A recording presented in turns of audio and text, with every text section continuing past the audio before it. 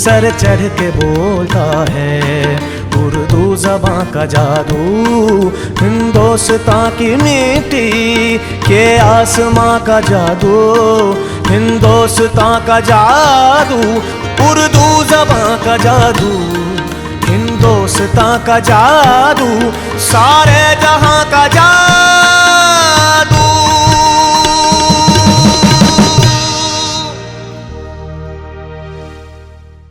मैं गुजारिश करूंगा जनाब अशोक वाजपेयी जी से, शमीम हनफी साहब से कि आप तशरीफ़ लाएं। केदारनाथ सिंह जी अभी रास्ते में हैं, इसलिए हमने आपको इंतज़ार करवाना बहुत मुनासिब नहीं समझा है।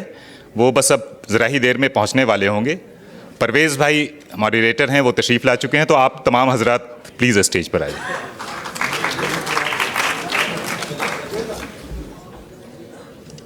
हजरात, उर्दू और हिंदी दरअसल दो ज़बानें नहीं बल्कि हिंदुस्तान की दो आँखें हैं जो साथ हंसती हैं, साथ रोती हैं, साथ ही जागती हैं और साथ ही सोती हैं। यहाँ तक कि जश्न भी एक साथ मनाती हैं। जश्न रेख्ता में जितनी रोशनियाँ हैं वो इन्हीं शख्सियात के दम से हैं जो इस वक्त आपके सामने हैं और ज़रा देर में या एक रोज़ में, दो रोज़ में हाज़िर होने वाले हैं अलग अलग प्रोग्राम्स में। स्टेज पर रौनक अफरोज़ अभी हमारे दो पैनलिस्ट हैं और ये तीसरा नाम जो है वो केदारनाथ सिंह जी का है। हिंदी का बहुत बड़ा नाम, हिंदी कविता का। इत्तेफाक से वो अभी पहुंचने में उन्हें ज़रा देर हो रही है। ये तीन हजरात ऐसे हैं जो उर्दू हिंदी शेर व अदब और तहज़ीब व सकाफ़त की ज़िंदा तारीख़ें हैं। इनके कदमों में ऐसे ख़जाने रखे हुए हैं कि गंगा जमनी तहज़ीब के दीवाने उनकी कदमबोसी को भी अपनी इबादत समझते हैं। आली जनाब अशोक वाजपेयी जी उन चंद शख्सियात में से हैं जिन्हें सिर्फ़ उनकी कविताओं के लिए ही नहीं बल्कि उन कोशिशों के लिए भी सराहा जाता है जो उन्होंने साझा संस्कृति और अदब व सकाफ़त के फ़रोग़ के लिए की हैं।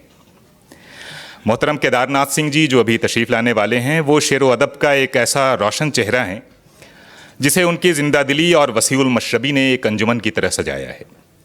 ये कहना शायद गलत ना होगा कि शायरी उनकी दिलावेश शख्सियत का ही आईना है जिसका ख़मीर उस मिट्टी से उठा है जो बंटवारे से कब्ल सिर्फ़ और सिर्फ हिंदुस्तान हुआ करता था। काबिल सद एहतराम शमीम हनफी साहब शुरू से ही रेख्ता के मोहसिन और करम फरमा की हैसियत से हमें नवाजते रहे हैं। उनकी मकबूलियत को न तो जोग्राफियाई हदें पसंद हैं न ही लिसानी फासले। वो हिंदुस्तान हो या पाकिस्तान, उर्दू हो या हिंदी, दोनों हलकों में अपनी साफ़गोई और बालिग नज़री के सबब कद्र की निगाह से देखे जाते हैं। इन हज़रात को मिलने वाले बहुत सारे अवार्ड्स का मैंने जानबूझकर कोई ज़िक्र नहीं किया है कि इन अवार्ड्स से उन अवार्ड्स का ही भला हुआ है, उनका वक़ार बढ़ा है, उनका सर ऊँचा हुआ है।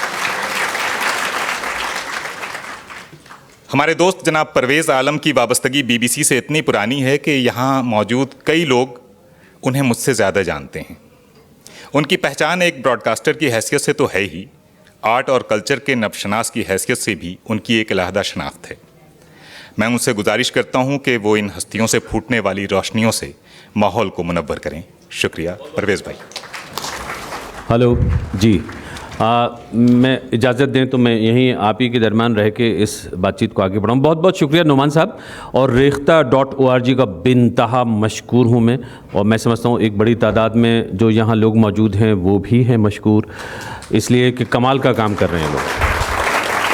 Fantastic work honestly. कल जिन लोगों ने प्रोग्राम देखा, रेखा भारद्वाज का कॉन्सर्ट, उसके बाद में फिर खाना पीना और फिर जश्न और फिर इतने सारे मेहमानों से मुलाकात, और कोई पाकिस्तान से आ रहा है, कोई बम्बई से आ रहा है, कोई अमेरिका से, कनाडा से, दुनिया भर से लोग आ रहे हैं उर्दू के नाम पे।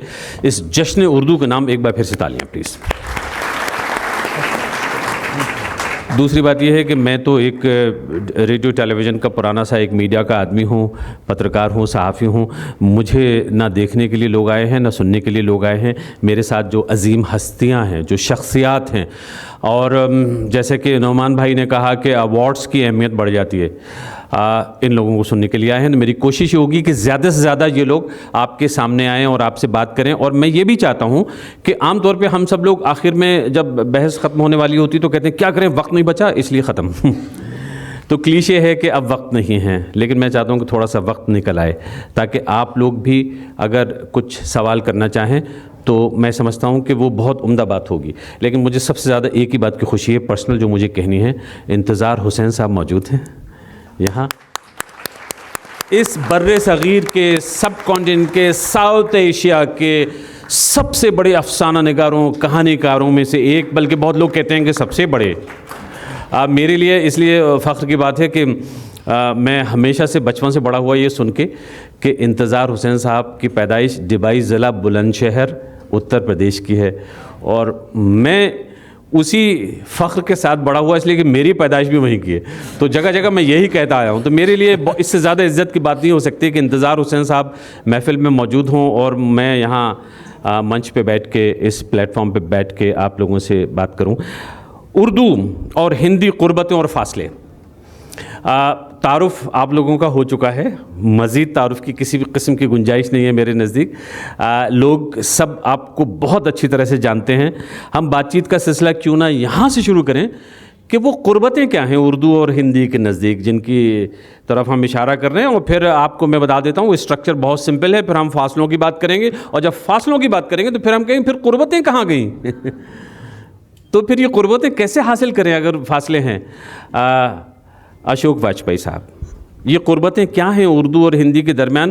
पहले तो तारीख़ी, और फिर ख़ास तौर पे जो कंटेम्प्रेरी, जो हमारा आज का समाज मुआशरा है, उसमें क्या क़ुर्बतें हैं और क्या नज़दीकियाँ हैं दोनों ज़बानों के दरमियान? देखिए, हम लोग जो हिंदी के लोग हैं वो ये शुरू से मानते रहे। मैं 75 का होने आ रहा हूँ माशाल्लाह। तो शुरू से मतलब है कि करीब 70 बरस से ये जानते रहे हैं कि हिंदी की सबसे नज़दीकी ज़ुबान उर्दू है। आप अच्छी हिंदी लिखना चाहें तो बिना उर्दू जाने आप लिख नहीं सकते, जैसे कि बिना संस्कृत जाने भी नहीं लिख सकते। तो ये जानना आपके लिए ज़रूरी है। तो एक तो हमारा व्याकरण बहुत मिलता जुलता है, दूसरा ये है कि जो बोलचाल की उर्दू है और जो बोलचाल की हिंदी है उसमें कोई ख़ास फ़र्क नहीं है, लेकिन वो एक ही जगह की, एक ही भूगोल से पैदा हुई हैं। हमारा पहला कवि, हम हिंदी खड़ी बोली का पहला कवि अमीर खुसरो है। बल्कि मेरी तो जो आधुनिकता की अवधारणा है उसमें 4 मुकाम हैं आधुनिकता के। हमारी पश्चिमी किस्म की आधुनिकता के हम पर बहुत बुरी तरह से तारी हुए। एक अमीर खुसरो, दूसरे कबीर, तीसरे तुलसीदास, चौथे गालिब। पर ये एक अलग मसला है। तो जो नज़दीकियां हैं एक ही जगह की हैं, और जिसको हम गंगा जमुनी तहजीब कहते हैं वो इन दोनों ने पैदा की है। हालांकि हमको इस बात पर बहुत रंज होना चाहिए कि वो तहजीब इसी इलाके में सबसे ज़्यादा संकट में है। इस समय हिंदी उर्दू का जो भूगोल है उसमें जो सबसे बड़ी चुनौती है और जो सबसे बड़ा ख़तरा है वो इसी गंगा जमुनी तहजीब को लेकर है। ये सबसे ज़्यादा धर्म को लेकर धार्मिक, धर्मांध है, सांप्रदायिक है, जातिवादी है।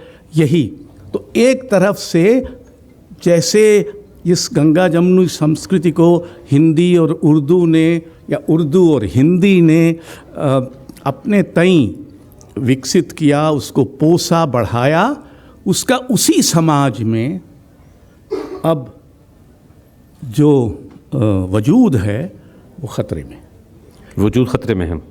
एक बात। दूसरी बात कि मैं एक बार लाहौर गया, एक ही बार गया, आप तो बहुत जाते रहते हैं, मतलब ऐसे लोग हैं जिनको जाने का मौका मिलता, हमको बड़ी मुश्किल से मिला। एक बार गए तो हमने और कुंवर नारायण ने वहाँ एक कविता पाठ था, उसमें कविताएं पढ़ी। तो उसके बाद जब चाय पर एक नहीम शहीम से साहब आए, उन्होंने कहा साहब आप अपने इन कविताओं को हिंदी क्यों कहते हैं? मैंने कहा हम हिंदी में लिखते हैं। बोले नहीं, इसमें और उर्दू में तो कोई फ़र्क नहीं है, इनको आप उर्दू भी कह सकते थे। तो एक तो मुकाम ये है जहाँ आपको ये कहने की ज़रूरत नहीं है। दूसरे कुछ ज़रूरी परंपरा के भेद हैं, उनको भी मानना चाहिए। जैसे कि उर्दू में भक्ति साहित्य नहीं है और हिंदी में भक्ति साहित्य उसका सबसे बड़ा साहित्य है। तो इस उर्दू में आधुनिकता और गद्य हिंदी से पहले आए, लेकिन हिंदी में बाद में आया। तो ये मैं आपको दूसरा वाक़या, इंतज़ार हुसैन साहब थे उस महफ़िल में, अली सरदार जाफ़री को ज्ञानपीठ पुरस्कार मिला। तो यहाँ एक आयोजन था गालिब को लेकर। तो एक सेशन ऐसा था जिसमें नामवर सिंह, वागीश शुक्ल और मैं, हमने गालिब पर बात की। तो अली सरदार जाफ़री ने कहा कि अरे मियाँ, हमको ये मानना चाहिए कि गालिब को देखने की एक हिंदी नज़र भी है। तो ये सब वो आधे से ज़्यादा वक्त तो हम लोग एक ज़माने में जब छोटे थे इस पर गुजारते थे कि गालिब का कोई मुश्किल शेर खोजा जाए। ए परतवे खुर्शीदे जहाँ ताब इधर भी, साये की तरह हम पे अजब वक्त पड़ा है। क्या बात है, वाह। या दूसरा था कि जौहरे तेग, ये बड़े मुश्किल जनाब, और इनका हम लोग अर्थ देखते थे कि हमारी समझ में तो आता नहीं था। जौहरे तेग बसर चश्मे दीगर मालूम, हूँ मैं वो सब्ज़ा कि ज़हराब उगाता है मुझे, वगैरह वगैरह। अब मुझे पहला मिसरा याद नहीं है। दूसरा एक था कि जो चिरागाने दिवाली सफ़ बसफ़ जलता हूँ मैं। तो ये एक दुनिया थी जिसमें हमने ये जाना, मैं तो ये कह चुका हूँ उसी महफ़िल में, कि हिंदुस्तान का पहला आधुनिक कवि मिर्ज़ा गालिब है। क्या बात है, बिल्कुल। 19वीं सदी में जब मिर्ज़ा गालिब कविता लिख रहे थे तो उनके मुकाबले का कोई कवि किसी भारतीय भाषा में नहीं था, बल्कि गालिब की तुलना वर्ड्सवर्थ और बॉडेलेयर और इस सब जो 19वीं सदी के बड़े कवि दुनिया में माने जाते हैं उनसे की जानी चाहिए। तो अभी तो हम चूँकि कुर्बतों पे ही हैं, कुर्बतों की बातें, इसलिए फासले की बात नहीं करेंगे। बहुत उम्दा, शुक्रिया, बहुत जी। लेकिन हाँ जी, ये सिलसिला जारी रहेगा। मैंने जो गालिब का सबसे मुश्किल शेर याद करने की कोशिश की थी और वो अभी तक याद है, हालांकि बहुत सी बातें भूल गया। वो है, हूँ गर्मिये निशाते तसव्वुर से नगमा संज, हूँ गर्मिये निशाते तसव्वुर से नगमा संज, मैं अंदलीबे गुलशने ना आफरीदा। क्या बात है। शमीम हनफी साहब स्कॉलर हैं, प्रोफेसर एमरिटस हैं जामिया मिलिया इस्लामिया में, मेरे पुराने टीचर रहे हैं। मैंने कभी एक अलीगढ़ में आपसे एक लंबे अरसे पुरानी बात है, एक शो किया था, ड्रामा क्लब का सेक्रेटरी होता था, वो आपने लिखा, उसका नाम था आईने इदराक। तो बहर ये कॉन्फ्लिक्ट ऑफ इंटरेस्ट मुझे लगा बता देना चाहिए। अगर मैं ज़्यादा वक्त दे दूं तो आप समझ सकते हैं कि उसकी कोई वजह है। शमीम हनफी साहब, आप चिंता ना करें, हम लोग अपना वक्त लेते रहेंगे। जी, कुर्बतें क्या हैं? भाई देखिए, मामला ये है कि कुर्बतें ही कुर्बतें हैं। मेरा ख्याल है कुर्बतें हमें तारीख़ ने दी थी, फासले पॉलिटिक्स ने पैदा किए। क्या बात है, वाह वाह। और ये एक बहुत अफसोसनाक पहलू है। इससे हमारी सियासत की तरफ हमारा अप्रोच क्या है, हम क्या किस तरह सोचते हैं, उस पर भी रोशनी पड़ती है। थोड़ा सा रसा नज़दीक जी, इसको आगे कर लेते हैं। जी। मुझे याद आता है, मेरी खुद अपनी ज़िंदगी से मैं शुरू करूं कि मेरी पहली किताब हिंदी में छपी थी, माया मित्र प्रकाशन से। मैंने एक तर्जुमा किया था, श्री कृष्णदास वहाँ बुक एडिटर थे, उनकी निगरानी में वो किताब छपी थी। और मैंने सबसे पहले लिखना जो शुरू किया तो हिंदी के एक अखबार नई दुनिया इंदौर में, जो अब भी निकलता है, बहुत मशहूर अखबार है, और वहाँ हमारे दोस्त राजन माथुर हिंदी के जर्नलिस्ट जो बाद में मशहूर हुए। तो मुझे तो हिंदी और उर्दू मेरे लिए तो सांसों में दोनों समाये हुए हैं, और दोनों में से किसी को मैं अलग करने के लिए तैयार नहीं हूँ। मैं न उससे दस्तबरदार होना चाहता हूँ हिंदी से, न उर्दू से, और मैं समझता हूँ कि इन दोनों ने मिल करके मुझे बनाया है। वाह। तो आज के शायरों में बताऊँ आपसे, आपने गालिब का वो सुना शेर अशोक जी से, लेकिन आज के शायरों में मसलन एक गज़ल के कुछ शेर मैं आपको सुनाता हूँ, सुनिए। आप बताइए ये उर्दू है हिंदी है। मिल ही जाएगा कहीं दिल को यकीन रहता है, मिल ही जाएगा कहीं, मिल ही जाएगा कहीं दिल को यकीन रहता है, वो इसी शहर की गलियों में कहीं रहता है। हाँ, क्या बात है, क्या सादगी है, वाह। देखिए ये शेर, इसी गज़ल के और शेर भी हैं कि शायर का भी नाम बता दें। मैं बाद में बताऊंगा, अभी राज रखूंगा। अभी वो राज है। दूसरा शेर है इसी का कि एक ज़माना था कि सब एक जगह रहते थे, एक ज़माना था कि सब एक जगह रहते थे, और अब कोई कहीं रहता। हाँ, क्या बात है, और अब कोई एक कहीं, ज़माना था कि सब एक जगह रहते थे, और अब कोई कहीं रहता है, वाह। दिल फसुर्दा तो हुआ देख के उसको, लेकिन उम्र भर कौन जवां कौन हंसी। हाँ, क्या बात है, उम्र भर कौन जवां कौन हंसी रहता है। अब आप ये बताइए कि ये उर्दू है कि हिंदी। अच्छा, उर्दू का मामला ये है कि मेरी तो परवरिश जिस ज़माने में हुई, उस ज़माने में मेरे उस्तादों में इलाहाबाद यूनिवर्सिटी मैंने पढ़ा। इलाहाबाद यूनिवर्सिटी में अंग्रेज़ी के शोबे से मेरा ताल्लुक़ था, मैं अंग्रेज़ी का भी तालिब इल्म था। वहाँ मेरे दो असातिज़ा थे जो बहुत मशहूर हुए। एक तो प्रोफेसर सतीश चंद्र देव, SC देव, उनके पाए का आलिम उस ज़माने में पूरे हिंदुस्तान में नहीं था, और दूसरे फ़िराक साहब जो उर्दू शायर के तौर पर मशहूर हुए लेकिन अंग्रेज़ी पढ़ाते थे। अब फ़िराक साहब ने एक मिसरा कहा कि बुद्ध ने सच ही कहा था कभी सर्वम दुखा, बुद्ध ने सच ही कहा था कभी सर्वम दुखा। अब ये उर्दू का एक शायर कह रहा है, अब इसे आप उर्दू कहेंगे हिंदी कहेंगे। उनका एक शेर एक बार पार्लियामेंट में पढ़ा गया यहाँ कि इसी खंडर में कहीं कुछ दिए हैं टूटे हुए, चंद्रशेखर जी ने पढ़ा था, जो प्राइम मिनिस्टर हो गए। इसी खंडर में कहीं कुछ दिए हैं टूटे हुए, इन्हीं से काम चलाओ बड़ी उदास है रात। इन्हीं से काम चलाओ बड़ी उदास है रात। ये शेर जो है, तो मेरे लिए तो उर्दू सिर्फ ज़बान नहीं है, मेरा तजर्बा भी है, मेरा तर्ज़ एहसास भी है, मेरी फ़िक्र भी है, ये सब कुछ है। और ये शुरू से मौजूद था। हज़रत अमीर खुसरो के बारे में जैसे कहा जाता है, मुझे बड़ी खुशी हुई कि मेरठ यूनिवर्सिटी में उर्दू और हिंदी का शोबा जिस इमारत में है उसका नाम रखा गया है खुसरो भवन। एक विंग में उर्दू का शोबा है, एक विंग में हिंदी का शोबा है। वहाँ जो उर्दू के सदर हैं वो हमारे स्टूडेंट थे, तो मैंने कहा कि भाई कोर्सेज भी ऐसे बनाना चाहिए कि जहाँ उर्दू हिंदी मिला के पढ़ाई जाए। मैं खुद जब इलाहाबाद में था तो वहाँ सोची कि मेरे एक तो उर्दू में मेरे उस्ताद प्रोफेसर एहतशाम हुसैन, फ़िराक साहब जो शायर थे, बलवंत सिंह उस ज़माने में इलाहाबाद में रहने वाले बहुत मशहूर अफसाना निगार थे, डॉक्टर एजाज हुसैन थे वहाँ पर, उपेंद्र आतश जो उर्दू हिंदी दोनों ज़बानों के अदीब थे। लेकिन इसी के साथ साथ मैं तो वहाँ सुमित्रा नंदन पंत, महाकवि निराला, हरवंश राय बच्चन और इन लोगों के, ईला चंद जोशी, रामचंद्र टंडन, इन सबको भी देखता था। तो मेरे लिए तो ये दुनिया एक दुनिया थी, और उस दुनिया में ये लोग मिलजुल कर रहते थे। अब उस दुनिया में दरारें में पड़ी, जो ये हुआ, ये क्यों पड़ी, कैसे पड़ी, ये बहुत लंबी तारीख है। ना, मेरे ख्याल से लंबी कहानी तो पे तो बात होनी चाहिए, माफ़ कीजिएगा सर। उसकी वजह ये है, और बहुत इख्तिसार के साथ हो सकती है, बहुत ही संक्षेप में ब्रीफली कर सकते हैं। इसलिए कि बात तो है कि लंबी कहानी को छोटा करने के लिए अशोक वाजपेयी जी हमने जिक्र कर लिया बड़े क़ुर्बतों। मैं समझता हूँ यहाँ ये जो नाजरीन, इतने हाजरीन और इतनी बड़ी तादाद में लोग मौजूद हैं, ये सब उर्दू और हिंदी की मोहब्बत रखने वाले लोग हैं और इसी जज्बे के तहत यहाँ तक आए हैं।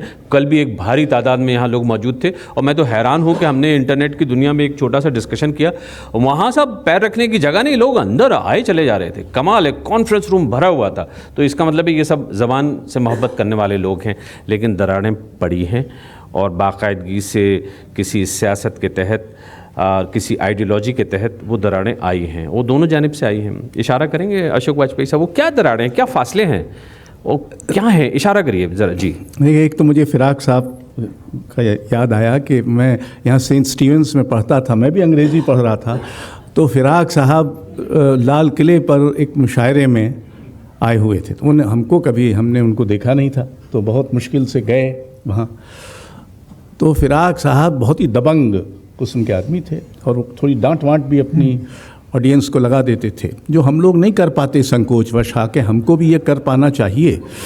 हाँ, हमको भी कर पाना चाहिए, क्यों बकवास कर रहे हो। लेकिन बहरहाल तो उन्होंने कहा कि क्या शब की रमज़ियत का अफसाना सुनाता है, तेरा ध्यान आते ही ये जाने मन।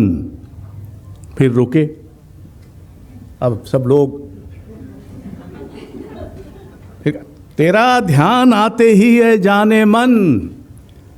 कहने कोई और शायर होता तो कहता है दिल डूब जाता है। लेकिन फ़िराक के यहाँ मामला और है। तेरा ध्यान आते ही ये जाने मन दिन डूब जाता है। तो, यानी क्या कमाल का एक वो था। अब दूरियां दो तरह से बढ़ी हैं, इसका जिक्र तो एक तो देखिए, न तो हिंदी कभी हिंदुओं की भाषा थी, सिर्फ हिंदुओं की, और ना उर्दू कभी सिर्फ मुसलमानों की भाषा थी। हिंदी में बहुत सारे मुसलमान लेखक हैं, बहुत अच्छे। एक यहाँ अभी मिले थे, असगर वजाहत, यहाँ बैठे हुए हैं, असगर वजाहत और अब अब्दुल बिस्मिल्लाह और शानी थे हमारे दोस्त। इतने सारे लेखक हैं जो हिंदी में लिखते हैं। दूसरा ये है कि उर्दू का लगभग 90% साहित्य हिंदी में छपा हुआ है। आप अगर ज़ुबान नहीं जानते, यानी लिपि नहीं जानते, तो आप उसको पढ़ सकते हैं। आपको याद होगा हनफी साहब कि एक ज़माने में मैं एक विश्वविद्यालय का जो बना ही नहीं था और जो बनने ही नहीं दिया गया एक तरह से, तो उसका मैं पहला कुलपति था। हाँ, वो विश्वविद्यालय जो बन नहीं सका। हाँ, तो वो उस विश्वविद्यालय में मैंने यही सोचा कि भाई एमए, लोग बहुत कहते हैं कि ये सहोदर भाषाएं हैं, एक दूसरे के पड़ोस की हैं, एक ही जगह से निकली हैं, तो एक कोर्स एमए का ऐसा बनाया जाए जो हिंदी उर्दू दोनों में हो। तो हमने सब ये लोग जो बड़े बड़े नक्काद और एक्सपर्ट्स थे उनको बुलाया। 2 दिन तक इन्होंने मगज़पच्ची की और कोर्स बनाया कि 19वीं सदी आप पढ़ेंगे तो आप गालिब भी पढ़ेंगे और भारतेंदु हरिश्चंद्र भी पढ़ेंगे और ये भी पढ़ेंगे, वो भी पढ़ेंगे। इस तरह से सदियों में कर दें बजाय इसके कि पीरियड में बांटें। जब ये हो गया तो उनकी उर्दू और हिंदी वालों की साझा एक बैठक मैंने की। तो आप ही लोगों ने कहा कि ये कोर्स हिंदी में तो चल जाएगा, उर्दू में नहीं चलेगा। तो मैंने क्यों नहीं चलेगा? बोले क्योंकि आपकी हिंदी में तो करीब करीब 80-90% उर्दू साहित्य है, लेकिन हिंदी साहित्य उर्दू में नहीं, बहुत कम है, इतना कम है। मैं आपको दूसरी बात बताऊं, इधर हाल में बहुत सारे बड़े शायरों और अदीबों की जन्म शताब्दियाँ पड़ी, फैज़ की और मखदूम की और मंटो की और कृष्ण चंद्र की वगैरह वगैरह। इन सब को हिंदी संसार में बहुत जोश से मनाया गया। बहुत सारी पत्रिकाओं ने इनके विशेषांक निकाले। यानी मैंने तक फैज़ साहब पर एक लेख लिखा। ये मैंने तक से क्या मतलब है? तक से इसलिए कि मैं हिमाकत नहीं कर सकता, मेरी वो परंपरा में नहीं है, लेकिन मैंने एक लेख लिखा, रूमान की देह पर, रूमान की काया पर सच्चाई के घाव, ये उसका उन्वान था। अब एक कोई महफिल हुई जिसमें किश्वर नाहिद, हम सबके मित्र हैं और बहुत ही उर्दू की बड़ी शायर हैं और पाकिस्तान, वो आई तो उन्होंने पहले पढ़ा अपना पर्चा, फिर मेरा नंबर उनके बाद आया तो मैंने पढ़ा। तो उन्होंने बीच में मुझे टोका और कहा कि अशोक, ऐसी हिंदी में बोल रहे हो कि हमको समझ ही में नहीं आ रही। तो मैंने कहा थोड़ी देर पहले आप ऐसी उर्दू में बोल रही थी जो मुझे भी समझ में नहीं आ रही थी। तो हुआ क्या है मेरे हिसाब से कि हिंदी में तो संस्कृत निष्ठता कम हुई है, क्योंकि उसको छोड़ दिए, सरकारी हिंदी जो है वो किसी तरफ से हिंदी नहीं है, न तो उसका बोलचाल की हिंदी से कोई ताल्लुक़ है और ना साहित्य में जो भाषा लिखी जाती है उससे कोई ताल्लुक़ है। मेरा अपना मानना ये है कि ये बड़े दुर्भाग्य की बात है कि हिंदी ने तो उर्दू से अपनी दूरी कम कर ली, लेकिन उर्दू ने हिंदी से अपनी दूरी शायद कुछ बढ़ा ली। जानबूझ के न की होगी, लेकिन ऐसा माहौल बनता गया और इसमें जो हिंदी अंचल, हिंदी उर्दू अंचल है, उसकी राजनीति ने बहुत बड़ी भूमिका निभाई है। मैं पहले भी आपसे कह चुका हूँ कि इस राजनीति के कारण वो सारे मूल्य जो साझा संस्कृति ने विकसित किए थे इस समय खतरे में हैं। उनके लिए आवाज़ उठाना तक जोखिम की बात है। मैं आपसे मैं ये जो यहाँ इंडिया इंटरनेशनल सेंटर है, इसमें लगभग फर्नीचर की तरह हूँ।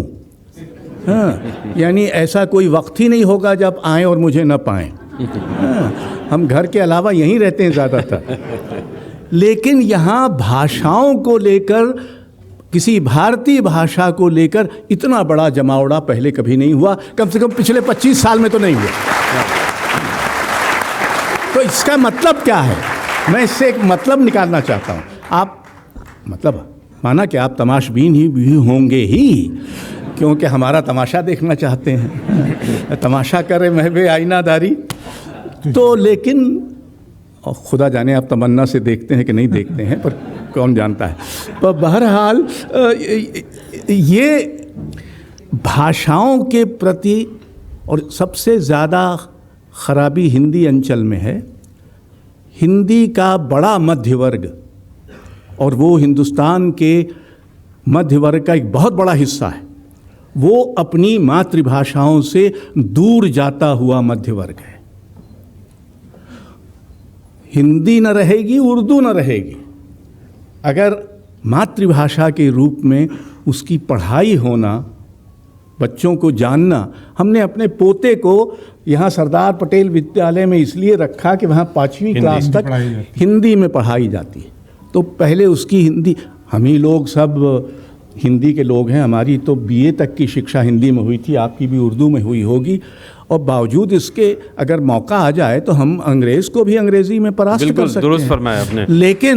लेकिन भाषाओं को लेकर एक नई बहस शुरू करने की ज़रूरत है। जी, ये सिर्फ हिंदी उर्दू की आपस की दूरियों का सवाल ही नहीं है।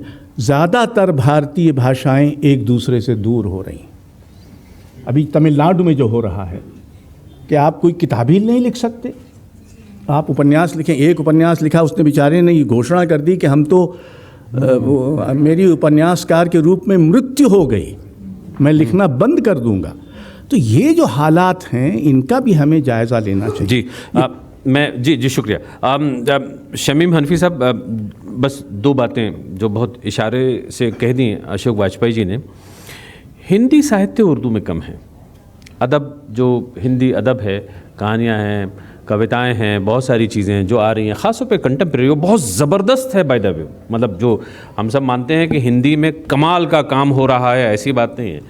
वो उर्दू में शाये क्यों नहीं होता, छपता क्यों नहीं? पहली बात। दूसरी बात ये कि उर्दू ने हिंदी से दूरी कैसे कायम कर ली? क्या आप इस बात से इत्तेफाक करते हैं? 2 बातें मैंने आपके सामने रखी।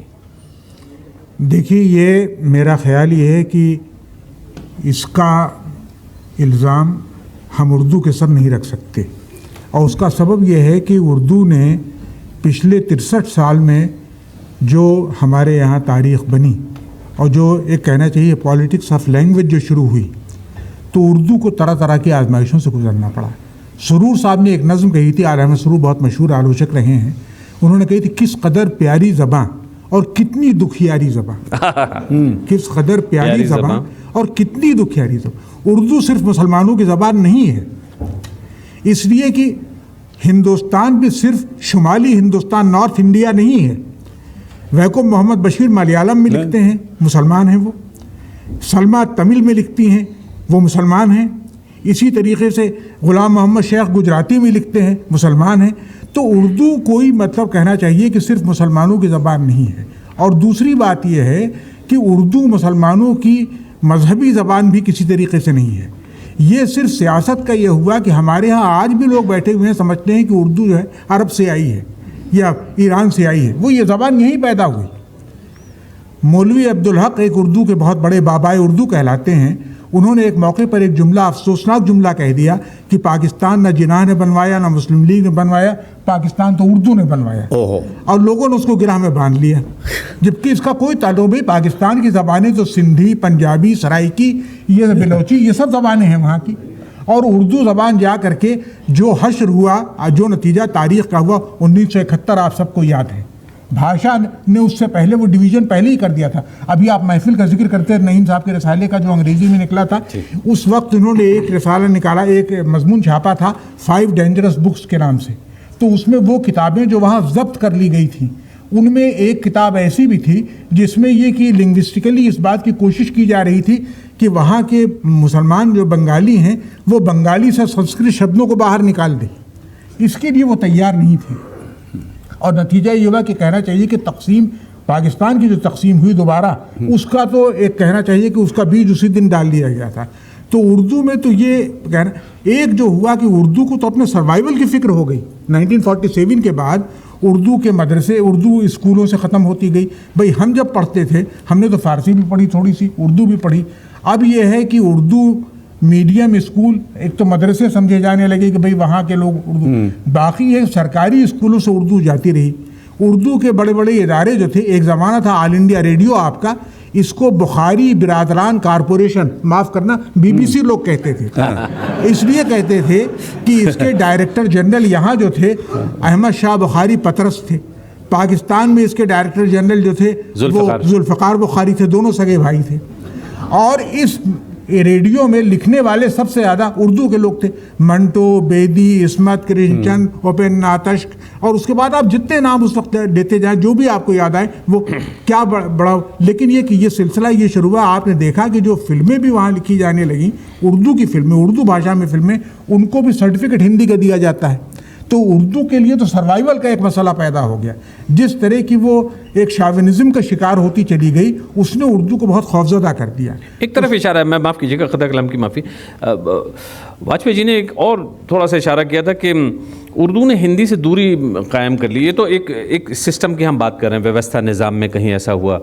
लेकिन ये क्या वजह हो सकती है कि उर्दू जो किताबें आ रही हैं, जो पब्लिशिंग हाउसेस हैं, वो हिंदी की चीज़ें क्यों नहीं शाये कर रहे हैं? ये एक बड़ा इशू है। देखिए, मुझे तो इस बात का डर है कि आने वाले दिनों में लैंग्वेजेस कितनी बाकी रहेंगी, लिटरेचर कितना बाकी रहेगा, ह्यूमैनिटीज़ का कितना। अब जब वो ज़माना आया है कि कारपोरेट हाउसेस जो हैं वो आपके लिए सिलेबस आपका वो तय करेंगे, आपको वो बताएंगे कि ये पढ़ाओ ये ना पढ़ाओ। तो मसला ये कि दुनिया जो शक्ल अख्तियार कर रही है उसमें लैंग्वेजेस का बाकी रहना कोई बहुत आसान बात नहीं है। लेकिन ये कि ये बात मुझे खुशी होती है देख करके, मेरे तो सारे दोस्त हिंदी वाले और उर्दू वाले दोनों में ज़ाहिर के मेरे ताल्लुकात हैं कि हिंदी वालों में वो कुशादा क़ल्बी जो पैदा हुई है, उर्दू का लिटरेचर हिंदी में बहुत तेज़ी से आ रहा है, इसने उर्दू वालों में खौफ भी पैदा कर दिया है। क्योंकि कभी कभी ये कहा गया कि इसकी लिपि बदल दो। लिपि का मामला इतना आसान नहीं होता। बिल्कुल नहीं। किसी भी भाषा की लिपि जो होती है वो एक तरीके से उसकी कहना चाहिए कि ज्योमेट्री ऑफ सोल होती है, तो एक तरह से उसकी रूह की ज्योमेट्री होती है। तो उर्दू का, और फिर आप यहाँ अगर मान लीजिए उर्दू की लिपि बदल के दूसरी लिपि अख्तियार किया जाए तो उर्दू का वो लिटरेचर पाकिस्तान में पैदा हो, उसको आप क्या करेंगे? दुनिया के दूसरे मुल्कों में जो उर्दू लिखी जा रही है उसको आप क्या करेंगे? तो ये सब बातें बहुत पेचीदा और बहुत वो हैं। और मेरे ख्याल में लेकिन ये एक अच्छी बात है इस ज़माने में कि हमारे उर्दू ने अशोक वाजपेयी जैसे दोस्त पाए हैं, केदारनाथ सिंह जैसे दोस्त पाए हैं, कुंवर नारायण जैसे दोस्त पाए हैं, राजेश जोशी जैसे दोस्त पाए हैं। यानी जो ये लोग इस तरह का जो पेटी जो कहना चाहिए कि डिवीजन्स और ये इन बातों में यकीन नहीं रखते। तो ये जो हमारे मुल्क में ये वबा जो है इसको दूर होना चाहिए किसी शक्ल में कि हमें फिर ये करना चाहिए कि जो हमारी जो सांझी विरासत है, मैं तो अब भी समझता हूँ कि हमारा जो पूरा टोटल पर्सपेक्टिव है तहजीब का, वो जाहिर है कि वो ख़तरे में है, तो उसको बचाएंगे तो उर्दू। जी, मैं क्या थोड़ी सी इस बात को और आगे बढ़ाने के लिए वाजपेयी जी, क्योंकि आपने जो इशारे किए हैं वो बिल्कुल वाज़ेह हैं। मैं थोड़ा बहुत मैंने काम किया हिंदी में और थोड़ा सा उर्दू में काम किया। मैं ब्रॉडकास्टर के हैसियत से BBC हिंदी सर्विस में प्रोड्यूसर रहा और कुछ अरसे के लिए मैं उर्दू सर्विस में भी प्रोड्यूसर रहा, तो मुझे वो एजाज़ हासिल है कि मैंने दोनों ज़बानों में काम किया। अब ये है कि थोड़ी सी कुशादा दिली की कमी कहीं उर्दू वालों में नज़र आई थी। एक तो ये है कि जैसे शीन काफ के हवाले से कि ज़रा सा इसका साहब उच्चारण तलफ़्फ़ुज़ ज़रा सा ऐसा है, तो बस थोड़ा सा एक कहीं ऐसा सी कमतरी का उसको एहसास दिला देना। कहीं अब जैसे आपने कहा कि ये क्या बात है कि हिंदी वाले इतने शौक़ से उर्दू शोरा को पढ़ते हैं और शेर याद रखते हैं, उर्दू बोलने की कोशिश करते हैं। सबसे बड़ी बात यह है कि जैसे अभी एक मैं वो मुबाहिसे में था, उसमें एक लड़की ने बड़ी अच्छी सी बात कही, श्रेया श्रेया नाम हाँ कहीं किसी ने ये बात कही कि साहब हम ज़रा सा उर्दू मतलब उर्दू अल्फाज अपनी रोज़मर्रा की बातचीत में शामिल करने की कोशिश करते हैं तो चार लोग बड़ी अजीब सी नज़र से देखते भी हैं बहुत बार। तो मैं कह रहा हूँ कि ये शायद कम देखा जाता है कि उर्दू वाले हिंदी का अल्फाज फ़ख्र के साथ इस्तेमाल करें अपने स्क्रिप्ट में, और शायरी में तो करते हैं लेकिन मुझे नहीं पता, और रोज़मर्रा की गुफ्तगू में तो कहीं कहीं ऐसी कहीं कोई तंग दिली की कहीं। देखिए, हिंदी अल्फाज के बगैर तो हम जिंदा नहीं रह सकते। सवाल ये पैदा होता है कि जब हम बैठते हैं, और मामला ये है कि एक बार मुंशी वही मौलवी अब्दुल हकी ने ये बात भी कही थी कि वो लोग उर्दू के दुश्मन हैं जो मुश्किल उर्दू लिखने पर जोर देते हैं। तो मुश्किल उर्दू का एक स्टाइल है। कहीं कहीं इल्मी बहसें अगर आप कर रहे हैं तो आपको टर्मिनोलॉजी का सहारा लेना पड़ता है वहाँ पर, लेकिन एक आम ज़िंदगी में जो उर्दू होती है, लिटरेचर में जो इस्तेमाल होती है, वो हमेशा आप देखिए कि उर्दू के लिटरेचर को अगर हिंदी में मसलन खुद मुंशी मौलवी अब्दुल हक ने कहा था कि इस वक्त सबसे बड़ा मोहसिन उर्दू का थे वो मुंशी प्रेमचंद है। अब मुंशी प्रेमचंद की भाषा आप देखिए, थे वो मुंशी उस ज़माने वो लोग कहे जाते थे जो शुरू में कुछ उर्दू फारसी ये सब पढ़ना लिखना सीखते थे उसमें, लेकिन एक प्रेमचंद ने जो ज़बान लिखी है उसको आप देखें तो सारा जो कुछ लिटरेचर लिखा गया है, ये एक थोड़ा सा जो खौफ पैदा हो गया है उर्दू वालों में, और उनके वसाइल जो हैं, उनके रिसोर्सेज जो हैं वो थोड़े से लिमिटेड होते चले जा रहे हैं। हिंदी के रिसोर्सेज में उसी तरह इजाफा हुआ है बहुत ज़्यादा। इंटरेस्टिंग बात है, दिलचस्प बात मुझे ये लगी। हनफी साहब, आप ही की बात का जवाब उन्होंने इस तरह से कहीं दिया है कि ये खौफ है, ये कोई एहसास बरतरी या एहसास कमतरी नहीं है, ये हीन भावना या वगैरह वगैरह ऐसा कुछ नहीं है। खौफ है कि कहीं ऐसा ना हो कि हिंदी एक बड़ी ज़बान है, इसके पास वसाइल हैं, रिसोर्सेज हैं। अगर इस खौफ को दूर करिए आप यहाँ नहीं, मैं तो खैर उसको पिछले 30 बरस से दूर करने की कोशिश कर रहा हूँ, लेकिन मैं ये समझता हूँ कि हिंदी का काम उर्दू के बिना नहीं चल सकता। और कोई हिंदी वाले अगर ये समझें कि कोई एक शुद्ध कहीं, देखिए ना तो हिंदी संस्कृत से निकली है और ना उर्दू अरबी फ़ारसी से निकली, दोनों दूसरी जगह पैदा हुई हैं। ये सही है कि अरबी फ़ारसी से उर्दू की घनिष्ठता कुछ अधिक है और हमारी घनिष्ठता कुछ संस्कृत से अधिक है, लेकिन हम जिंदा भाषाएं हैं, हम जिंदा लोगों की भाषाएं हैं, हम करोड़ों लोगों की भाषाएं हैं जो भाषा को बरतते हुए उसको बराबर बदलते हैं। उनके स्तर पर, उनकी मानसिकता में, उनकी जहनियत में ये हिंदी उर्दू का भेद शायद नहीं है। उनको कोई खौफ नहीं है, खौफ है उनको जिनको अपनी दुकान चलानी है भाषाओं के नाम पर, और इसमें अपवाद होंगे उर्दू में, उर्दू विभागों में। हिंदी विभागों की भूमिका बहुत ही निंदनीय है। आखिर क्यों हम एक बड़ी भाषा है, अगर उर्दू में ये खौफ किसी भी तरह से वो गलत है कि सही है, उसको होना चाहिए कि नहीं होना चाहिए, अगर ये सच्चाई है कि उर्दू में कहीं ना कहीं कोई एक डर सा बैठ गया है या कहीं ना कहीं उनको लगता है कि हम उन पर हावी होने जा रहे हैं, तो ये हिंदी की जिम्मेदारी है, हमारी जिम्मेदारी है कि हम इस डर को दूर करें। वो दूर कैसे होगा? अगर आप हिंदी में उर्दू की पढ़ाई को भी शामिल करें। यानी आखिर हम लोग कहीं आसमान से तो पैदा नहीं हुए, हम लोग भी इसी सरजमी के थोड़ी देर के लिए तो चमक रहे सितारे तो आपने बात बुझने वाले हैं जी। एक तो बात में आपने बात और बताइए, 2-3 बातें वो क्या हो सकती हैं जो इन दूरियों को दूर कर सकती हैं? नहीं, सुनिए, एक तो ये है ना कि ये तो मानसिकता का फ़र्क होगा, इसको आसानी से कोई 2-4 कदम उठा के दूर नहीं किया जा सकता, लेकिन इसको दूर करने की एक बड़ी जिम्मेदारी हिंदी की है, ये मैं मानता हूँ। एक बात। दूसरी बात ये कि उर्दू में जो ऐसे लोग हैं जो पहल कर सकते हैं, जो ज़रूरी हो तो इस तरह का बौद्धिक जोखिम उठा सकते हैं, उनको हिंदी से अपनी दूरी कम करने के लिए कुछ फैसले यानी कुछ करना चाहिए। तीसरी बात ये कि इसको न तो पॉलिटिक्स को दीजिए कोई पहल इसमें और न सरकार को दीजिए। ये दोनों ही मनुष्य के मूर्खतम संगठन हैं। मैं तो 35 बरस सरकार में रहा हूँ, इसलिए कहता हूँ कि ये सरकार जो है वह मनुष्य का मूर्खतम संगठन है।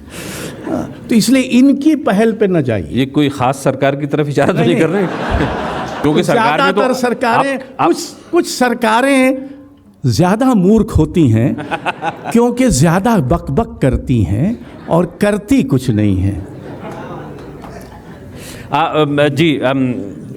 जी मैं वही बात कर रहा था कि ये जो फासला है कहीं प्रैक्टिकल, जैसे कहते हैं ना, ठोस इक़दामात, वो क्या कदम हो सकते हैं 3-4 शमीम हनफी साहब, जो ऐसा लगता है कि हम थोड़े से जो इन दोनों ज़बानों में काम करने वाले लोग हैं, ख्वाह वो मीडिया के लोग हों, इंतज़ार हुसैन साहब हों, आप हों, और जो पढ़ने पढ़ाने वाले लोग हैं, वो कुछ ऐसा कर सकते हैं कि शायद वो दूरियां ज़रा सा देखिए कुर्बतों में बदल जाएं। हिंदी के एक बहुत मशहूर शायर थे केदारनाथ सिंह, केदारनाथ अग्रवाल नहीं, वो इलाहाबाद वाले शमशेर बहादुर सिंह इलाहाबाद यूनिवर्सिटी के स्टूडेंट रहे थे। उन्होंने एक ज़माने में उर्दू और हिंदी का एक साझा इतिहास लिखने का मंसूबा बनाया था, आपको याद है। और जाहिर है कि उन्होंने ये भी कहा था, मैंने मज़मून खुद पढ़ा है जिसमें ये लिखा था कि साहब गालिब की शायरी एक तरफ और बाकी हिंदुस्तान की तमाम ज़बानों की शायरी एक तरफ। तो यानी इस हद तक वो गालिब के कायल थे और बहुत ज़्यादा उन्होंने उसका ख्वाब देखा था। वाक़या ये है कि हमें वो कुशादगी एक तरह से पैदा करनी चाहिए। एक ज़माने में तो मैं तो अपनी रवायत में, पाकिस्तान में एक बुज़ुर्ग गुज़रे हमीद अहमद ख़ान, जिन्होंने से एक मरतबा सवाल किया गया, शायद इंतज़ार सामने ये वाक़या लिखा था कहीं कि भाई इस वक्त उर्दू के सबसे बड़े शायर आप किसको कहते हैं? कहले भाई उर्दू में मेरा ख्याल है सबसे बड़े शायर 2 ही पैदा हुए हैं, एक सूरदास, एक तुलसीदास। अब आप बताइए कि ये उन्होंने कहा था, और ये वो शख्स है जिसको एक ज़माने में पाकिस्तान में सज़ाए मौत दे दी गई थी ब्लास्फेमी के इल्ज़ाम में, फिर बाद में विड्रॉ हुई, क्या क्या हुआ तमाशा। लेकिन वो इतने रोशन ख्याल थे। हमने ये किया कि यानी जो यहाँ के जो शुअरा गुज़रे हैं, कबीर हैं, जायसी हैं, इन सबको अपने निसाब में क्यों नहीं, रहीम हैं, इनको क्यों नहीं शामिल किया? ये मेरे ख्याल में उर्दू की भी अपने साथ उर्दू ने ज़्यादती की है। अगर ये, बल्कि इन्होंने अभी हाल में पाकिस्तान के एक नए क्रिटिक ने एक मजमून लिखा जो आसिफ फर्रुखी बैठे हुए हैं दुनिया आज़ाद में, उन्होंने छापा और उसने ये लिखा कि कहाँ रह गया? आइए डेट पहुंची। अच्छा, ओहो, आइए।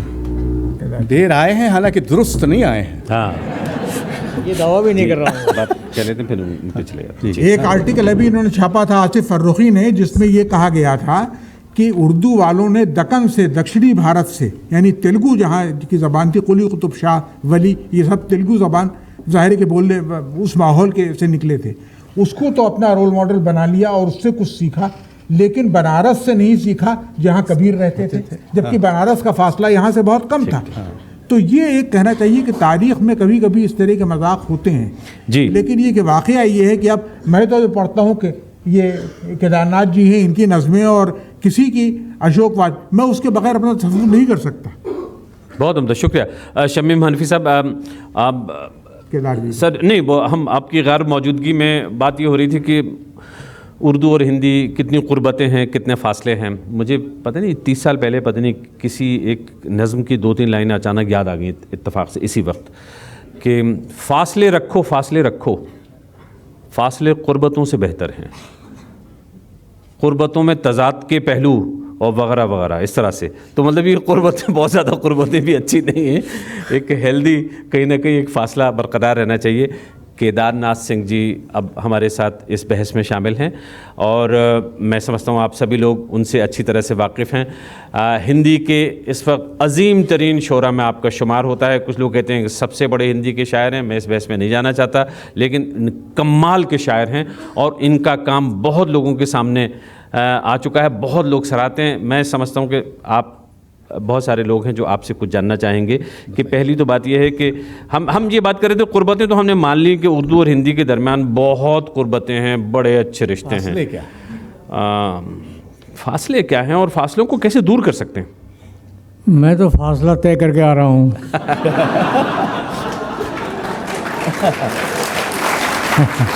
बहुत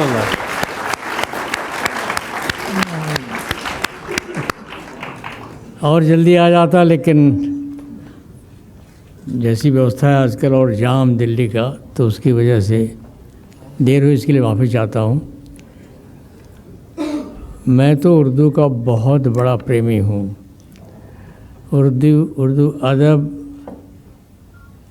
ख़ास तौर से उर्दू शायरी, मेरी एक मान्यता है, बड़ी बदमूल मान्यता है कि पूरे आधुनिक भारत के इतिहास में जब से अंग्रेज़ भारत में आए तब से, शायद उससे पहले से भी, गालिब से बड़ा शायर भारत ने नहीं पैदा किया। और वो मैं इंटरमीडिएट पढ़ता था तो एक शेर, पता नहीं कहाँ मैंने पढ़ा, कृष्ण चंद्र की किसी कहानी में उन्होंने बहुत पढ़ी जाती थी उनकी कहानियाँ, और वो उर्दू में लिखते थे पर हिंदी में उतने नहीं जाने जाते थे, पढ़े जाते थे। तो किसी एक मैगज़ीन में उनकी एक कहानी में गालिब का एक शेर, वो उस उम्र में जब बहुत ही कच्ची उम्र थी मेरी, इंटरमीडिएट के पहले वर्ष में पढ़ता था बनारस में, जहाँ बनारस, यानी वो बनारस जहाँ गालिब जिस पर एक नज़्म लिखी है उर्दू फारसी में। और तो वो शेर इतना अच्छा लगा, बोए गुल नाले दिल, क्या बात है। दूध चिरा के महफिल, हाँ। जो तेरी बज़्म से निकला वो परेशान निकला, सो परेशान। सो परेशान। तो मैं तो परेशान निकला इस शेर को पढ़ने के बाद। ये उस समय से जो गालिब का मुरीद हुआ तो आज तक हूँ।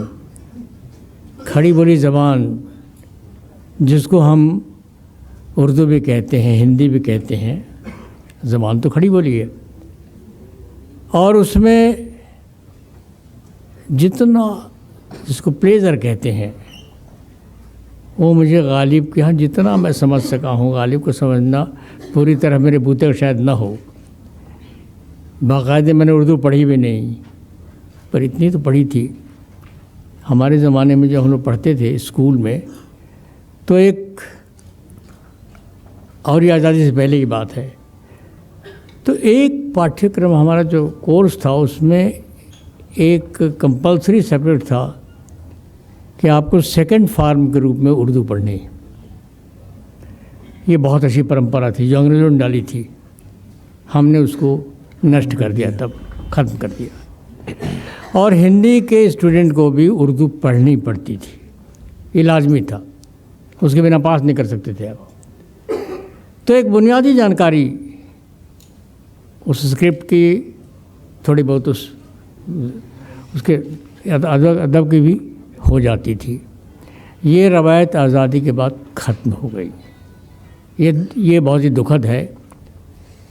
इस परंपरा को रूस ने बनाए रखा। आप जानते हो कि रूस में उर्दू को पढ़ाई, हिंदी की पढ़ाई होती थी। हिंदी के जो स्टूडेंट्स हैं उनको उर्दू भी पढ़नी पड़ती है। हालांकि उर्दू अब रूस में ये परंपरा भी भारतीय साहित्य को पढ़ने पढ़ाने की लगभग ख़त्म हो रही है, लेकिन जब तक वो थी सोवियत रूस के ज़माने में तो ये परंपरा थी। और हिंदी का कोई ऐसा वहाँ का छात्र नहीं था जो हिंदी और उर्दू दोनों ज़बानें न जानता हो। कम से कम बेसिक जानकारी उर्दू को भी रखता था वो। ये रवायत थी और लंबे समय तक चलती रही। वहाँ हमारे यहाँ ख़त्म हो गई। ये बहुत अच्छी बात नहीं वो है। दो तीन बातें केदारनाथ जी क्या हो सकती हैं जो सब लोग जानना चाहते हैं कि अगर कहीं कोई फासले हैं तो वो कैसे थोड़ी क़ुर्बतों में बदलें? देखिए और फासले, क्या करें? इस पर तो बहुत बहस हुई है कि पहला फासला तो स्क्रिप्ट का ही है। स्क्रिप्ट रस्मुल खत वो है और अपनी जगह है। और मैं इसका यानी ये नहीं कहूँगा कि कोई एक स्क्रिप्ट लागू कर दी जाए, वो नागरिक स्क्रिप्ट हो, दोनों रहें, कोई हर्ज नहीं है।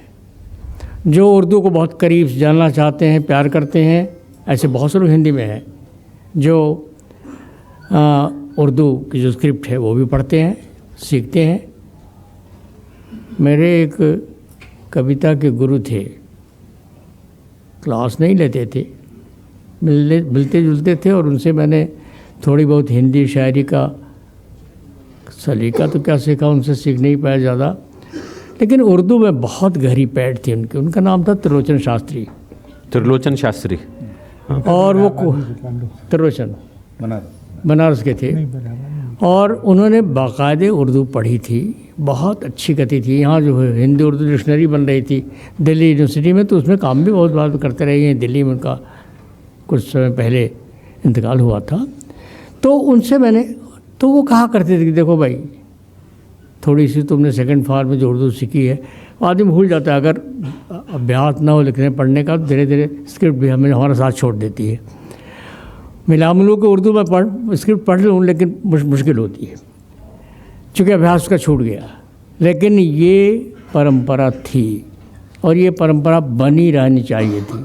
अब शौकिया कोई करना चाहे तो करता है, और शौकिया पढ़ने वाले बहुत हैं। जी, एक तो ये बात हुई, और जी सब इसके बाद कोई फासला है तो दिलो दिमाग में कहीं होगा। ये अच्छी बात है।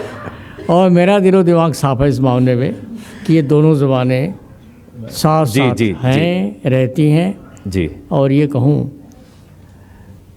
कि हिंदी ने, और अपनी नागरी लिपि में लिखे जाने वाली वही हिंदी है, उस हिंदी ने इतनी बड़ी सेवा की है उर्दू अदब की, उसको फैलाया है, बहुत दूर तक फैलाया है जी। एक हद तक पोस्ट ऑफिस का काम किया है। शमीम हनफी साहब इस सिलसिले में कुछ कहना चाहते हैं, वाजपेयी जी भी कुछ कहना चाहते हैं। जी, इजाज़त दें। मैं ये कहना चाहता था कि उर्दू और हिंदी दोनों एक ख़ास तहजीबी रवैये की पैदावार हैं। हमें इन दोनों ज़बानों को दो चीज़ों से बचाना चाहिए, एक तो मज़हब से, दूसरे सियासत से। इसलिए कि उर्दू भी मुसलमानों की मजहबी ज़बान नहीं है, और हिंदुस्तान के मुख्तलिफ़ इलाक़ों में मुसलमान जहाँ जहाँ बसते हैं, उनकी किसी की ज़बान मलयालम है, किसी की तेलुगु है, किसी की तमिल है, किसी की गुजराती। नज़रुल इस्लाम तो बंगाली के शायर हैं ना। नज़रुल इस्लाम की ज़बान और टैगोर की ज़बान एक है। तो इस मामले में ये सोचना चाहिए हमें कि इससे हम एक तो बचाएं, और दूसरे सियासत से हम बचाएं। क्योंकि कभी कभी ये होता है कि अपने फ़ायदे के लिए सियासतदान जो होता है वो तो हर चीज़ को दांव पर लगा देता है, और जब मज़हब को दांव पर लगाता है तो वो अजीब गरीब सूरत पैदा हो जाती है। तो उर्दू के सिलसिले में भी वो कुशादा क़ल्बी, वो कुशादा नज़री जो हमेशा रही है, जो उर्दू के रूह में शामिल है, वो बाकी रहनी चाहिए। बहुत उम्दा। वाजपेयी जी? नहीं, मैं दो बातें बताना चाहता था कि एक ज़माने में हम लोगों ने मध्य प्रदेश में 6वीं 7वीं 8वीं क्लास की हिंदी की टेक्स्ट बुक बनाई, बाल भारती। उसमें से 6वीं 7वीं 8वीं हर क्लास में एक पाठ उर्दू का रखा।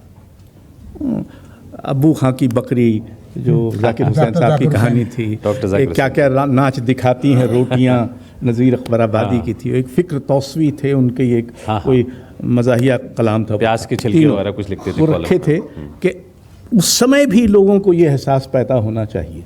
अब मैं पिछले 10-12 साल से एक पुस्तक लिखने की कोशिश कर रहा हूँ, जो कि अभी तक नहीं लिख पाया हूँ, कबीर और गालिब पर।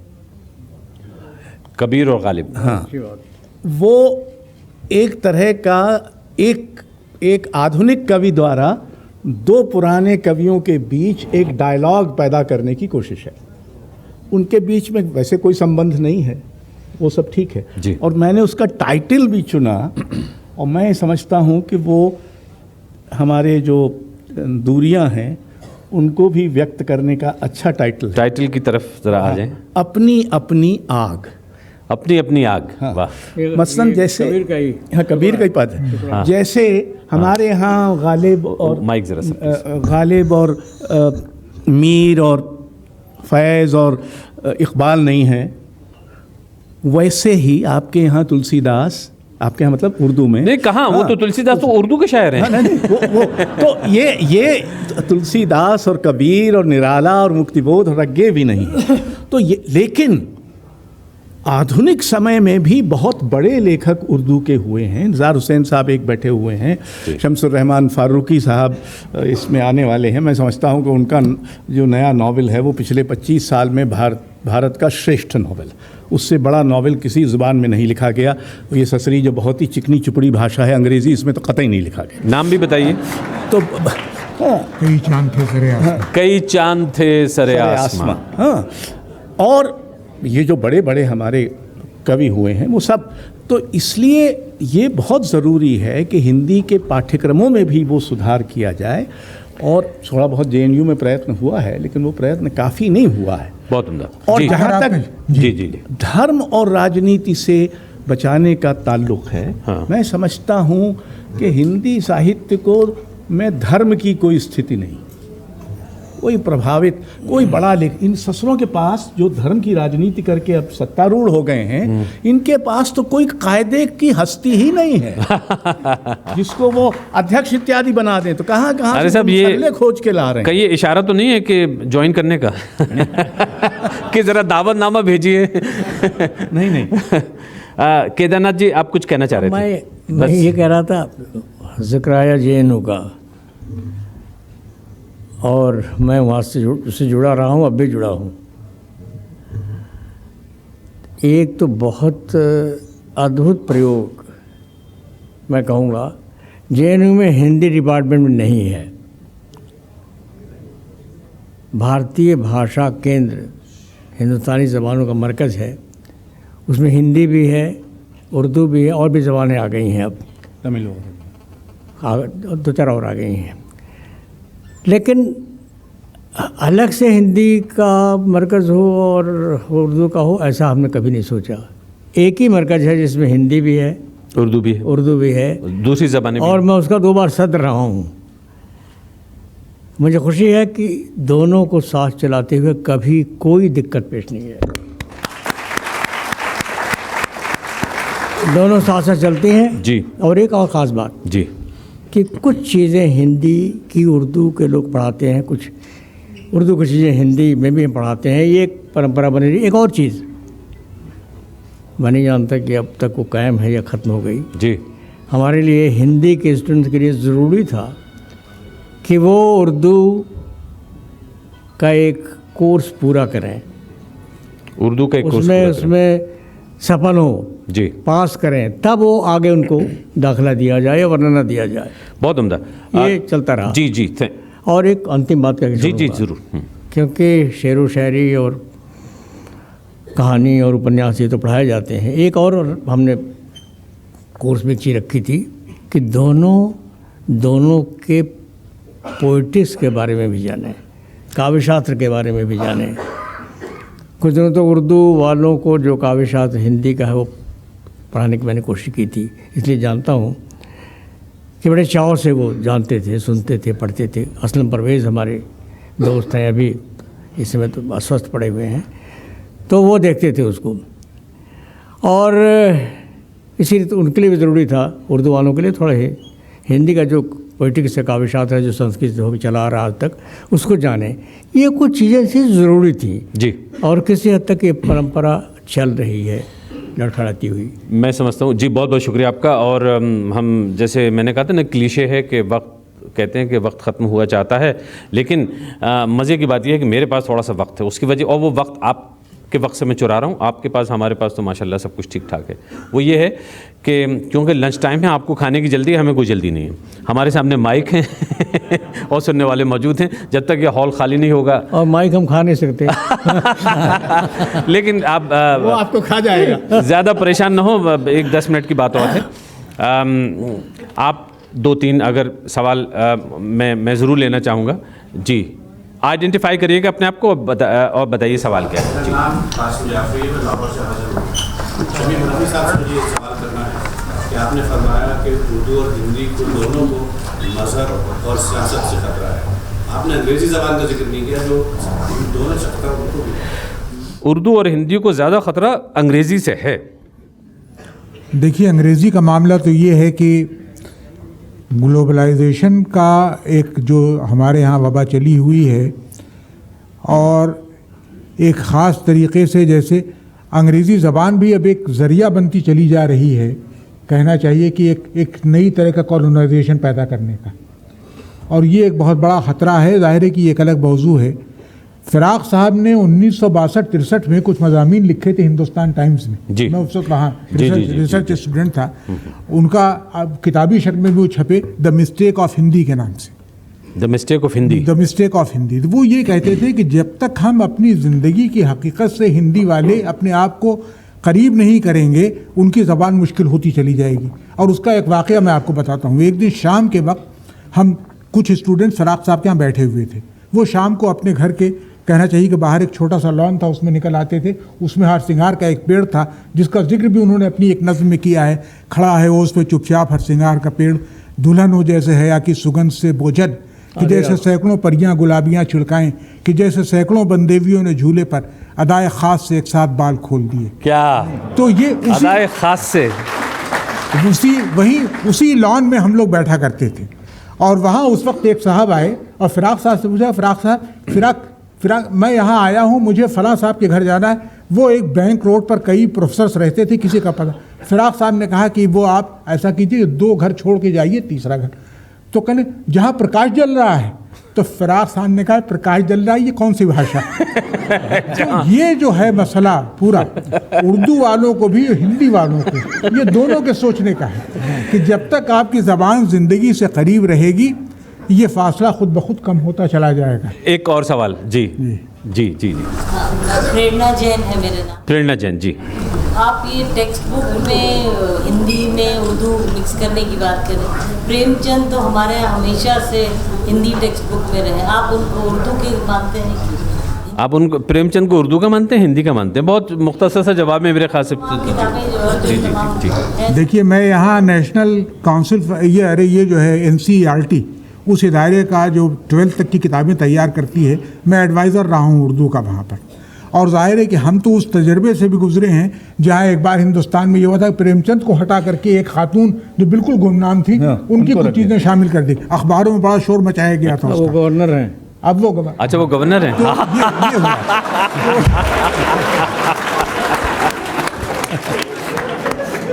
इस पे जी जी जी। तो हमारे यहाँ तो अब जो ये ख़तरा जो पैदा हुआ है, जब प्रेमचंद को हम एक उन खातून पर कुर्बान कर रहे थे, लेकिन मुंशी प्रेमचंद बहरहाल उर्दू के कहना चाहिए कि सिलेबाई का हमेशा हिस्सा रहे हैं।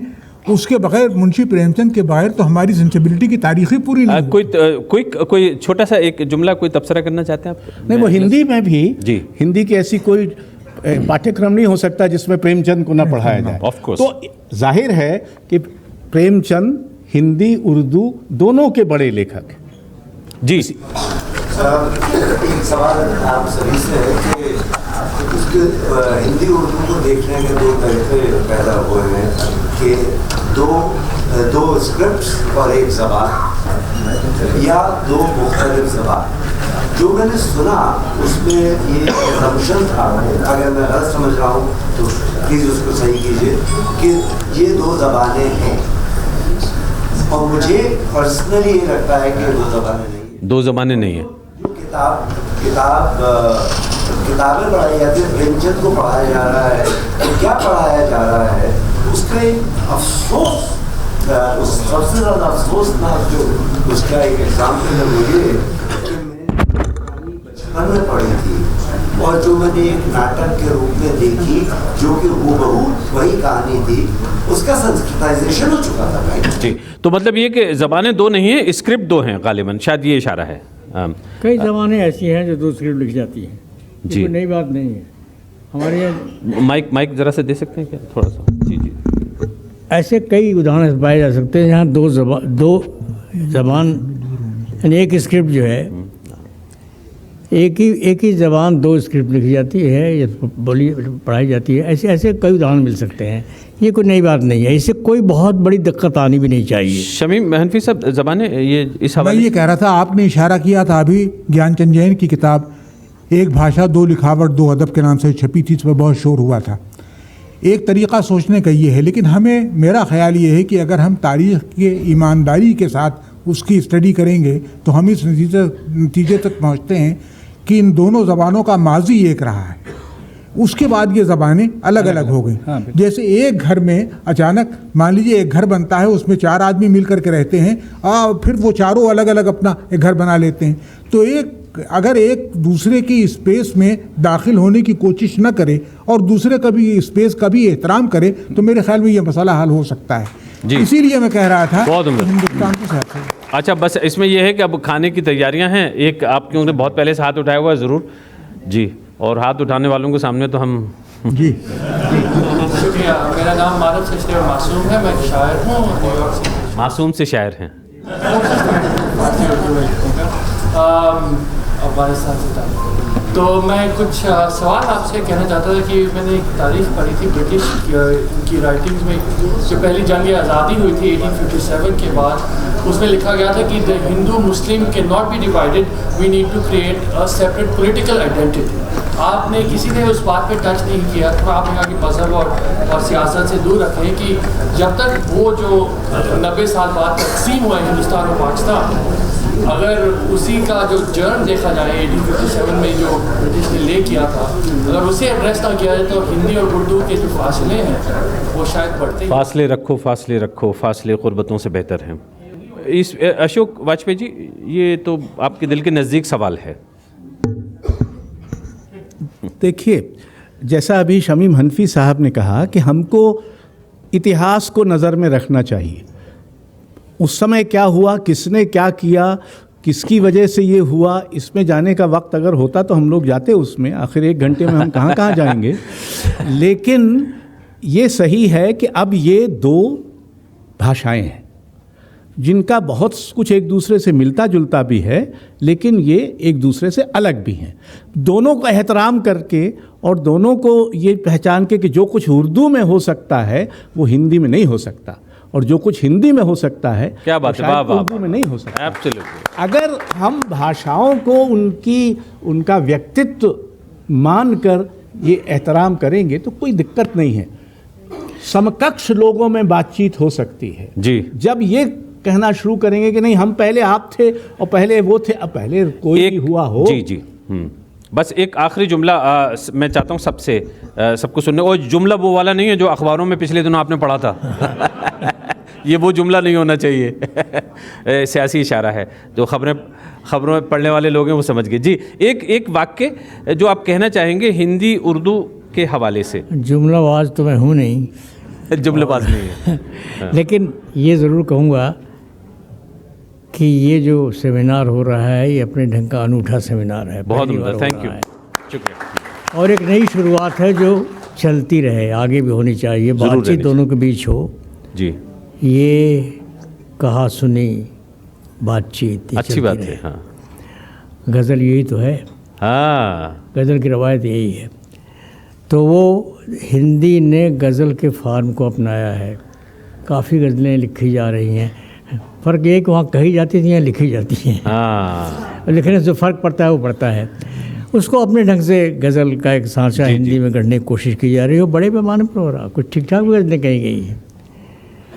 उस तरह से उर्दू में दोहा जो गया हो गया, काफ़ी बड़े पैमाने पर दोहे लिखे गए, आज भी शायद लिखे जा रहे हैं। निदा फाजली साहब ने तो पूरी उनका तो दीवान है। और लेकिन मैं कहूँ कि वो दोहा अब जाके बदला, वही नहीं रहा जो हिंदी वाला दोहा था। काफ़ी उसके फॉर्म में परिवर्तन हुआ। ये परिवर्तन होने चाहिए। हर अपनी ज़बान की रवायत जो होती है और एक खास रिदम होती है, उसके लिहाज से चेंजेज आते हैं फॉर्म में। तो वो गज़ल में हमारे यहाँ चेंजेज आए हैं, दोहा में वहाँ भी चेंजेज हुए हैं। ये होते रहने चाहिए, ये लेन देन बनी रहे, चलती रहे। जी जी जी। अशोक वाजपेयी जी, मैं समझता हूँ कि इस फासले को जितना कम हो सकता है, बिल्कुल कम नहीं हो सकता, कुछ तो रहना भी चाहिए। उस फासले को कम करने के लिए ज़्यादा बड़ी पहल हिंदी को करनी चाहिए। लेकिन इसका के मतलब ये नहीं है कि उर्दू को हाथ पे हाथ धरे बैठे रहना चाहिए। उसको भी इस दूरी को कम करने के लिए कुछ ना कुछ पहल करनी चाहिए। बहुत उम्दा बात। जी, शमीम हनफी साहब। मुझे खुशी है और फ़ख्र है इस बात पर कि मैं एक ऐसे माशरे में सांस ले रहा हूँ जिसकी तहजीबी रवायत ने एक अजीब गरीब जादू किया है। यानी ताजमहल और खजुराहो दोनों हमारी रवायत का हिस्सा हैं, एक ही ज़मीन पर हैं, लेकिन दोनों के दरमियान एक दूरी भी है और दोनों की अलग अलग आइडेंटिटी भी है अपनी। इसी तरह उर्दू और हिंदी का मामला भी ये है कि दोनों ज़बानें एक ही तारीख़ की कोख से जन्म लिया है उन्होंने। अब ये बाद में जो फासले पैदा, उनकी आइडेंटिटी, उनकी पहचान एक पहचान नहीं होती। आदमी की तो इतनी आइडेंटिटीज़ होती हैं एक ही आदमी की, वो आइडेंटिटी रीजन की होती है, लैंग्वेज की होती है, फेथ की होती है, कल्चर की होती है, ये सारी चीज़ें पैदा। लेकिन ये कि इसके बावजूद हम इसलिए एक होते हैं कि हम सब एक ही ज़मीन पर एक ही फ़ज़ा में सांस ले रहे हैं। तो उर्दू हिंदी दोनों का मामला ये है कि मेरा ख़्याल ये है कि अब हमें इसके लिए कोशिश करनी चाहिए, देखना चाहिए कि इसमें क्या किसी ज़बान के हुकूक़ को, उसके राइट्स की पामाली तो नहीं हो रही। जी, बहुत बहुत शुक्रिया आपका। लेकिन अभी आप उठिएगा मत, इसलिए मेरा ये मॉडरेटर का वक्त है। आपने देखा मैंने बहुत कोशिश की अपने आप को रिस्ट्रेन किए रखूं मेहमानों को। मुझे बस दो बातें याद आती हैं। एक, आपके आने से पहले जिक्र किया था जुल्फ़कार बुखारी साहब का, आपने जिक्र किया था? नहीं, आपने जिक्र किया था जी कि दो बुखारी होते थे, एक यहाँ पे डीजी बने, एक वहाँ पाकिस्तान में जाकर डीजी बने जुल्फ़कार बुखारी। एक उनका किस्सा है, मुझे हमेशा याद रहता है, और थोड़ा सा स्नॉबिश एटीट्यूड है उर्दू वालों का, इसलिए ज़्यादा याद रहता है। वो छोटा सा किस्सा, और ये कहीं लिखा हुआ है, उसमें था कि वो प्रोड्यूसर साहब थे, वो कहीं लाहौर में गालिबन, और लाहौर वाले जो यहाँ बैठे हुए हैं वो ज़रा उसको याद कीजिएगा जी। हाँ जी जी जी। तो उसमें ये था कि वो उनके पास एक टॉकर आया, जैसे हम रेडियो की ज़बान में कहते हैं ना टॉकर, जो एक आर्टिस्ट भी कहते थे ऑल इंडिया रेडियो में हम लोग उसको पहले। जैसे आप आते हैं, आप हमारे लिए टॉक लिख के लाते हैं और हम आपको रिकॉर्ड करते हैं। तो वो टॉकर आए और काफ़ी प्रोफेसर वगैरह थे, और उन्होंने एक जुमला लिखा, उसमें लिखा था मैंने पेशावर जाना है। तो प्रोड्यूसर जो थे वो बहुत नाराज़ हो गए। ये पाकिस्तान रेडियो की बात हो रही है, जब जुल्फ़कार बुखारी साहब डायरेक्टर जनरल थे। तो उन्होंने कहा भाई ये कोई अच्छी सही सलीस उर्दू नहीं है कि मैंने पेशावर जाना है, आपको कहना चाहिए मुझे पेशावर जाना है। उन्होंने नहीं, गलत बिल्कुल बात। तो बात बुखारी साहब तक पहुंची। अब बुखारी साहब ने देखा कि ये आदमी बहुत मशहूर है, जो टॉकर है, वो कई इदारों का हेड भी है, बड़ा पावरफुल आदमी भी है, और उर्दू का प्रोफेसर और हेड कहता है अपने आप को, और है भी। तो उन्होंने फिर ये कहा कि देखिए ऐसा है कि मुझे पेशावर जाना है। अच्छा जुमला है, आसान है इंतज़ार साहब जी, और बात समझ में आती है। उर्दू में ऐसी बात इसी तरह से कही जाती है। लेकिन मैंने पेशावर जाना है, ये बेइंतहा बलीग, बहुत ही कमाल का सेंटेंस है, इसलिए कि इससे ये भी पता लग जाता है कि पेशावर जाने वाला आया कहाँ से है।